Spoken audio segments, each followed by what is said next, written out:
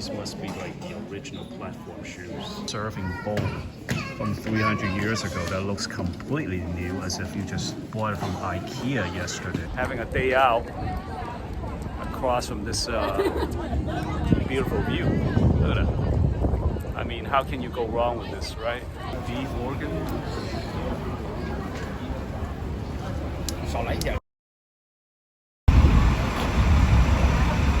That's some really good beef organs right there I just had. Very tender, very well marinated. And this elderly gentleman does everything by himself. Look at him. Just working the kitchen all by himself. He does everything. A lot of respect for this guy. And what a good food. Hello there. I am standing in front of the National Palace Museum of Hong Kong. And yeah, this museum's got a very interesting design to it. So this is the museum in Hong Kong dedicated to the palace, the Forbidden Palace of Beijing. And it has a really good collection of different artifacts, historical artifacts from the Beijing's Forbidden Palace. And they make a lot of special exhibitions for the Forbidden Palace. I think I've been to the Forbidden Palace twice, and but there is so much to see there, it can be overwhelming. So I think this might be a good way to check out some of the history and artifacts belonging to the Forbidden Palace. It's actually a pretty nice day, slightly smoggy. This museum is built in the West Kowloon Cultural District, and there's other museums and art and cultural spaces around here. And actually behind me again is the Hong Kong skyline. It's a bit of a smoggy day, but it's getting sunnier. It was actually a pretty long line getting the tickets, and it is still part of the national holiday for China. So there are lots of tourists from mainland here visiting. Tons of people getting in right now, so I better go in and start my visit. We have entered a museum and exhibit, and the first scroll painting right here is a collection coming from the Forbidden Palace. And what I find really interesting is that this is a painting depicting the ambassadors and envoys from different nations paying tribute to the Qing Emperor in the 1700s. And here are the different envoys from different countries. And you can tell they're from various different nations like Myanmar, Burma, and even Japan, Holland, France.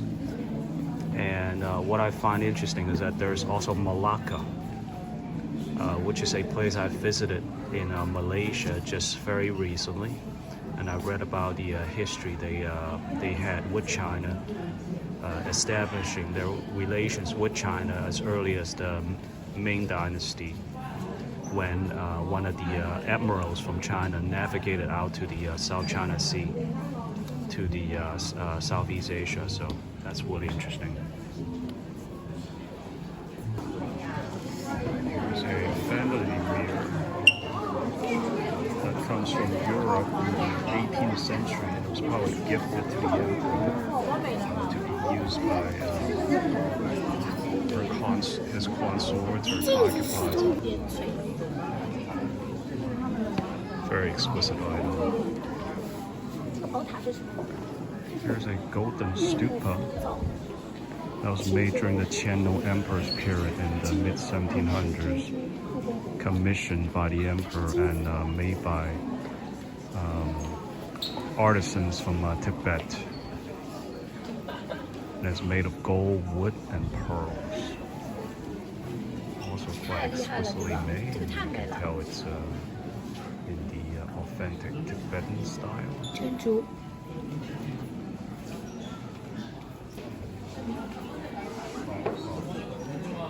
Here are a few items, again from the imperial court, that uses Western design and construction techniques known as the cloisonné. And it's an animaling technique that uses metal wires and coloring to basically instill the color into the ceramic. It shows that even in Chinese artisanship, there's always been a fascination as well as a willingness to incorporate techniques from other cultures and countries if it's something that looks beautiful. So Chinese culture is in fact very multicultural. Here's a vase that was made also during the Qing Dynasty using the firing method in Jingdezhen, which is a place very well known for making ceramic ware in China. And I find the color to be very pleasing. It's a very specific type of red that I find to be very classy. And it also has a special pattern on it that gives it a very kind of a nuanced texture look. It's a very nice looking face. The center item is a jade plate. Which is also, I'm sure, quite valuable.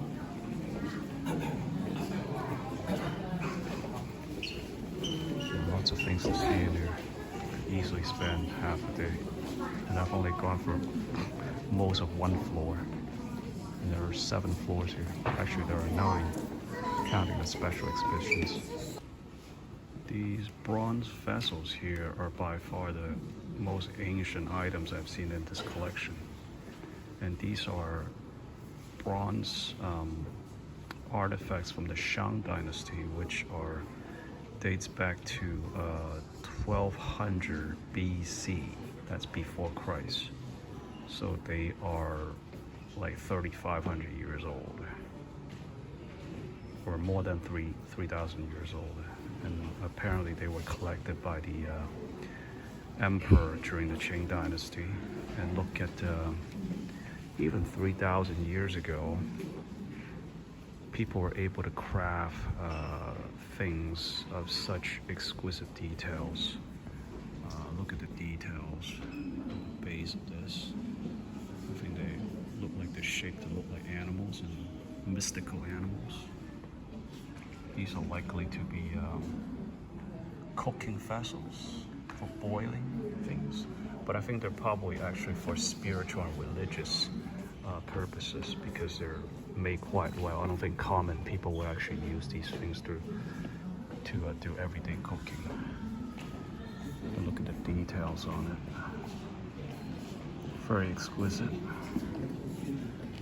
think I've said that word about 10 times today. I'm going to keep using it. I don't know what better word to describe how good the craftsmanships are. So this exhibition hall is about the daily life of the Qing Imperial Court and the daily life of an emperor. This Western style clock is made in Great Britain and is in one of the emperor's collections. Very detailed made clock. And it's interesting because the concept of the 24-hour day was brought into China from the West, like Great Britain, and it has greatly influenced how the concept of time has been thought about in China. In China, the time of a day is organized into 12 increments. So basically, like every single increment of time in China is equal to 2 hours in the Western 24-hour daytime. So the concept of time, I think, is a very powerful cultural influence across different cultures. This is a very nice clock. This hall depicts, again, the emperor's daily life, the imperial court's daily life. There's a video depicting how the emperor puts on his clothes. And here's the actual robe that he puts on, which has 9 dragons on it. And it's distinguished by a very special pattern. The yellow is the royal yellow. Supposedly the emperor can use this type of yellow. Anyone else who dresses like the emperor, you will be executed. That's great blasphemy. What's interesting is that they are also showing his boots here. That's where I've seen the emperor's robe many times. It's the first time I've seen his boots. And look at how high the soles are. These must be like the original platform shoes. Here's another clock belonging to the imperial court. And this one also was made in England in the 18th century, with the base of the clock being made in Guangzhou, where I currently live and where I was born. I'm starting to sense that clocks are a big part of the collection at this museum. I'm not sure if this is part of the conscious effort to show the sort of the East and West cross-cultural influence during the Qing Dynasty. It may be intentionally that way. These clocks are actually made because they're made specifically to be gifted to the Qing imperial court. They're made with many Chinese details,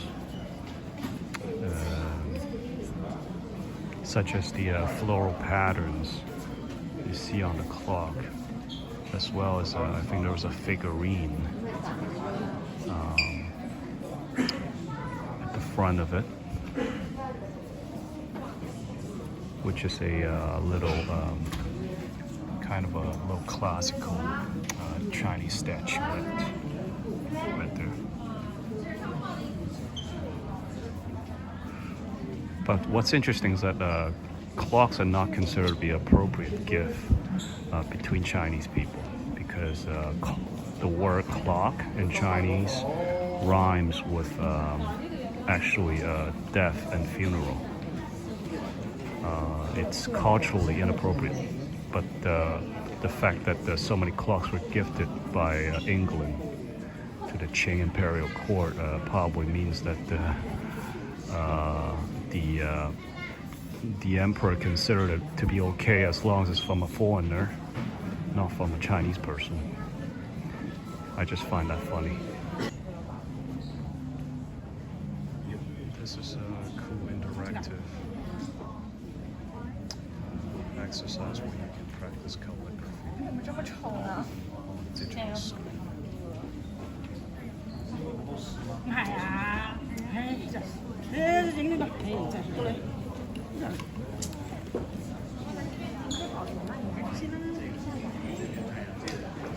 Right here, using but it's done on digital screen. So here we are at the ceramics section of the museum, and here's another very exquisite vase with flowers and peaches painted on it. It's actually a good example of the combination of Western and Chinese artisan techniques to create the specially called overglaze. In fact, it originated in Europe, probably made popular by French people, because there's actually a Chinese name for this. It's called Fa Lang Cai, and Fa Lang actually is the name for France. So it came from France, but it was later developed and advanced in China using Chinese techniques that resulted in this being able to do this gradient of colors like you see on the peaches on this vase, and that is quite beautiful.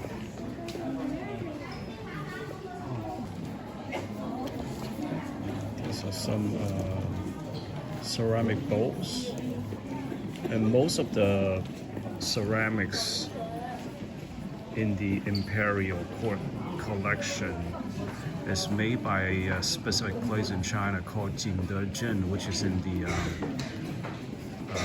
Jiangxi region of China. And they're very famous for making pottery and ceramics meant specifically for the Imperial Court. And look at the artisanship on these ceramics. They're super thin, but very polished, and obviously very durable because all of these are like 200 or 300 years old, and they've been preserved to this day and completely usable.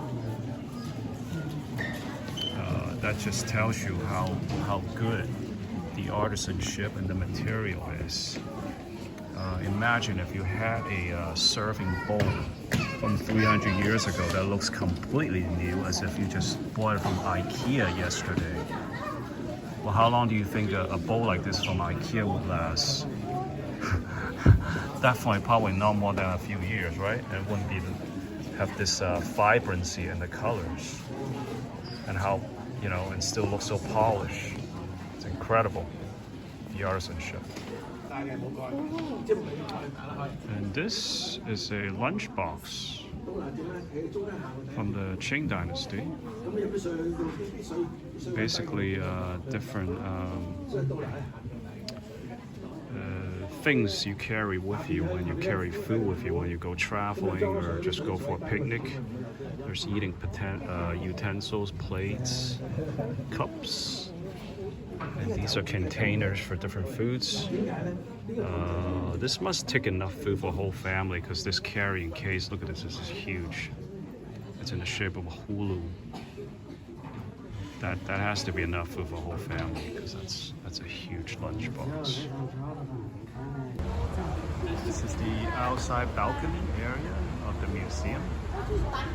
And here you can take in a view of the Hong Kong Island, just as you would at Victoria Harbour. But this is even more amazing looking because you're at a much higher vantage point. There's right in the middle is the IFC Tower and the Shanghai Commercial Bank building next to it. And there's a large green space down there too where people kind of just hang out and enjoying the greenery.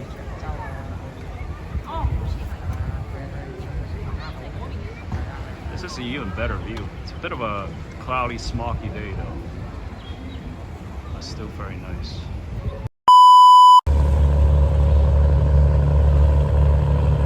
So we've just finished a visit of the Hong Kong National Palace Museum, and I've just walked out of the museum, and right outside you can take a walk along the harbor. And this is a very nice boardwalk right here along the harbor, where you get a view of the Victoria Bay as well as the Hong Kong Island across the way. It's right over there, where all those tall buildings are. It's now close to 5 o'clock, and I've just spent like the last 4.5 hours in the museum.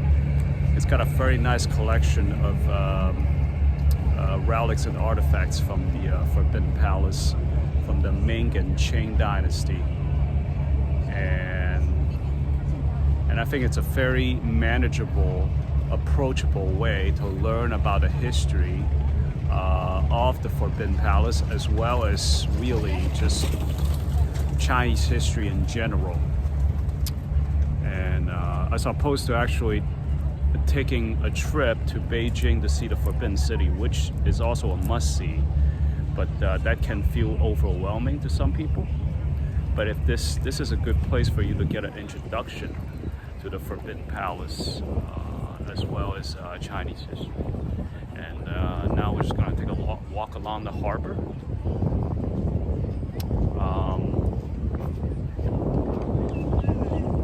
This is quite nice.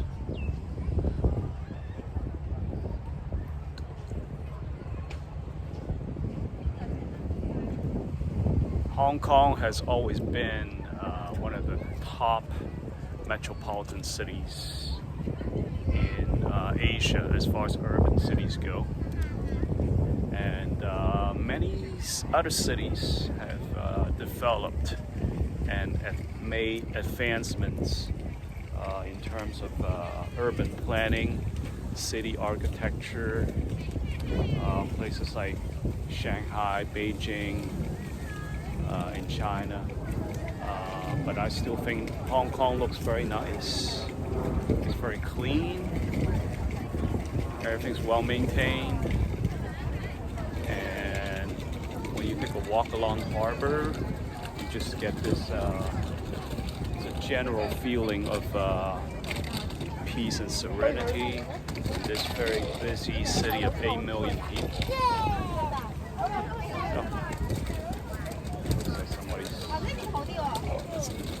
Somebody's doing yoga over here. Take some photos. Nice. Very nice.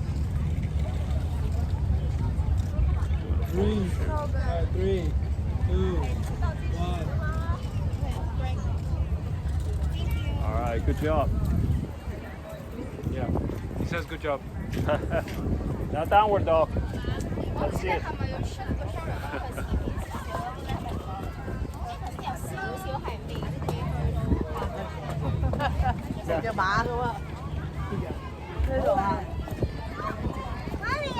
Wow, look at the size of these poodles.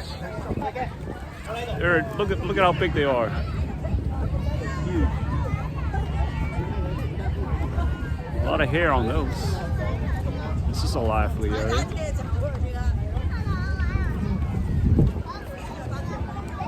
I think we may be entering a space near the museum called the M+ area, which is another sort of arts and cultural area of the West Kowloon Arts and Culture District.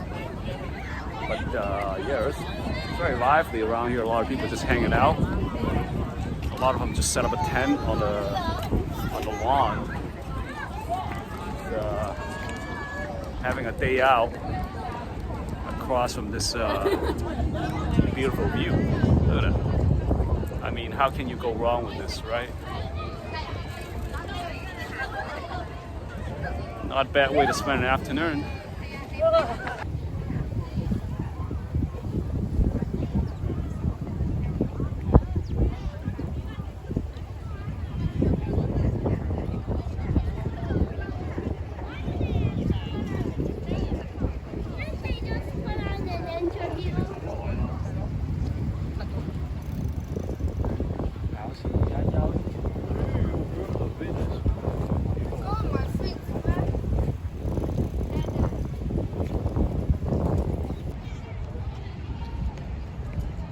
And we've walked a little further up,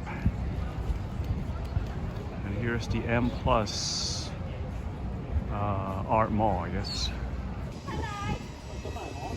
So the M+ art park is a collection of exhibition halls where there's different art exhibits. Seems like there's multiple floors. They all require tickets for you to get in, and which I do not have the energy or time to do today. But this roofed garden on the 3rd floor is free. It's where you can walk around to have more views of the skyline over there.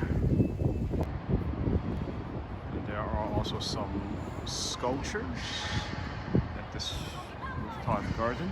It's the Palace Museum, which I've just finished visiting.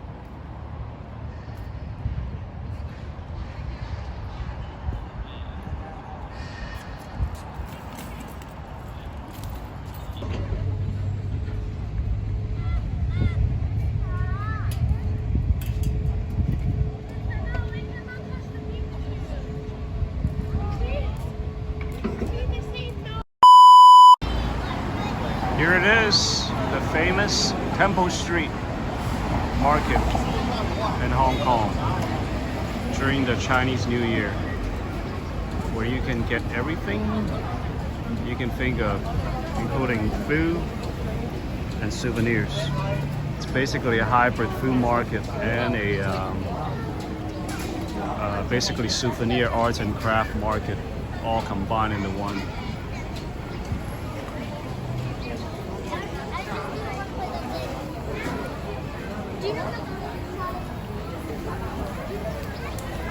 Sausages.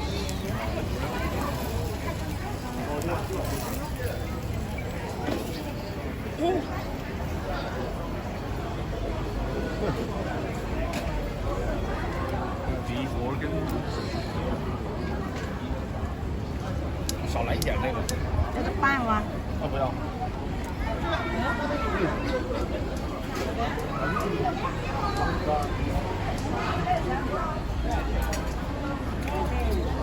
Fish balls, which is also a staple of Hong Kong style street food. Probably in curry sauce. 尝一个。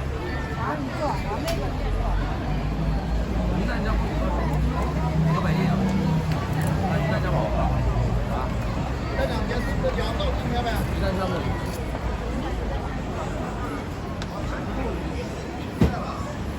食嘢買嚟睇下。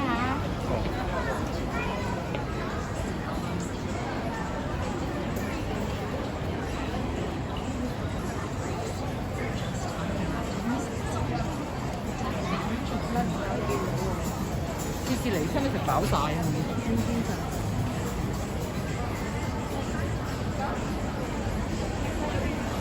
This one is Southeast Asian. Got samosas.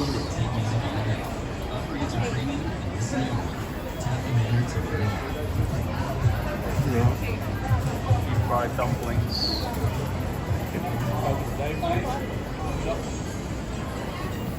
Looks like kebabs or some kind of beef stir. On stickers.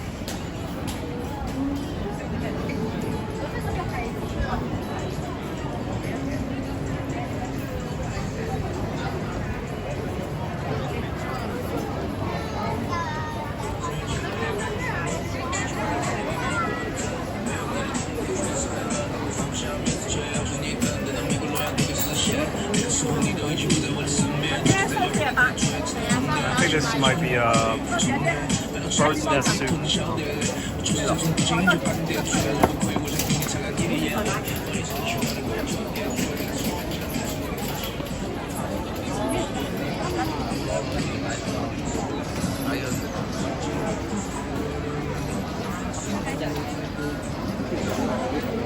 Small fish ball and beef organs. Beef organs actually looks pretty good. I just had that this morning. I think beef organs good quality in Hong Kong here. They have good quality beef organs.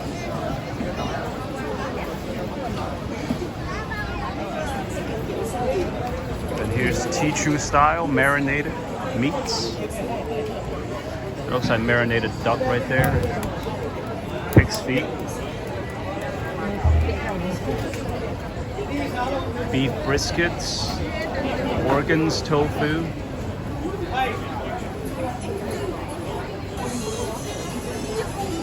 Eggs. There's your fruit stand. Get fruit smoothies with fresh fruits.